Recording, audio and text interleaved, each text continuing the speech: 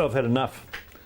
I'm hugely critical, as you've probably heard, of people who don't retire from sports teams, who stay on too long because of the money.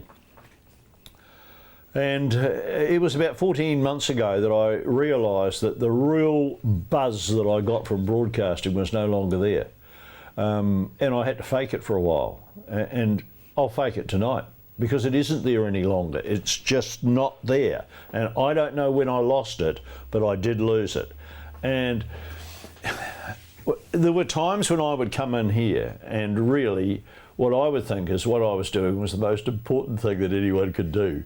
Now, I don't believe that anymore. My wife said to me, when did you know that you were going to retire? I said, when I realised it was just another job I was doing. She said, but it isn't. Not in people's eyes it isn't. And there are a lot of people who will be watching this and listening who think, you've been very lucky, you've done the job that most New Zealand males would like to do. And that's a fair comment. I have. But there came a time when it was a job. And I had always said that when it became a job, I was out. And so I looked at what my commitments were. And my commitments were twofold. One, to the radio network, which has been very good to me, and an organisation that I've got a lot of time for. That, on the one hand, was one commitment. And the other commitment is the one that guys like you poke the borax at me about. I have a commitment to Biomag, to Rebel Sport. I have a commitment to Complete Homes. I've got a commitment to GJ Gardner Homes. I've got a commitment to About Health, and all the people who over the years have supported me with advertising. Because one of the things that happened was that sports broadcasters were paid so poorly that initially they said to me, what we will give you instead of a decent salary, we will give you some advertising to sell. Are you aware of this? No. Yeah, that's what they said. I left a job to come into this in 1990. I came in full time. I'll tell you the figures. I was running the Foundation for Alcohol and Drug Education. This is a charity, and I was on $60,000 a year. I came in to work for this bunch, and Bill Francis paid me $27,000 a year to work Saturday and Sunday, 6 hours on both. Now, it's not much money, mate.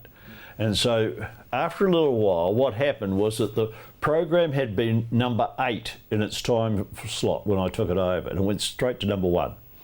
And so they said, well, we're sorry, we can't pay you any more. And I said, that's all right. Why don't you give me some time? And they gave me some time. And at that stage, the ads that I was given, you used to sell them for 25 bucks a slot, all right? Now, I'm not going to tell you what I sell the ads for now, but it's a hell of a lot more than 25 bucks, and it's been a hell of a lot more than that for a long time. And so I feel loyalty to my sponsors.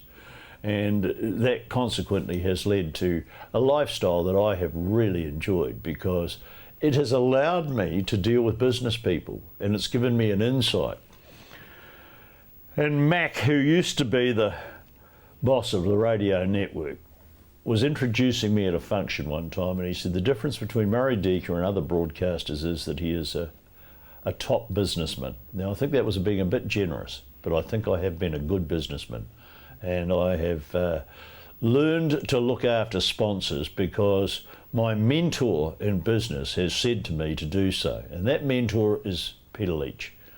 And the Mad Butcher has been fantastic in his advice to me. And he said to me early on, when you have a sponsor, look after them, because you're not going to get another one very easily.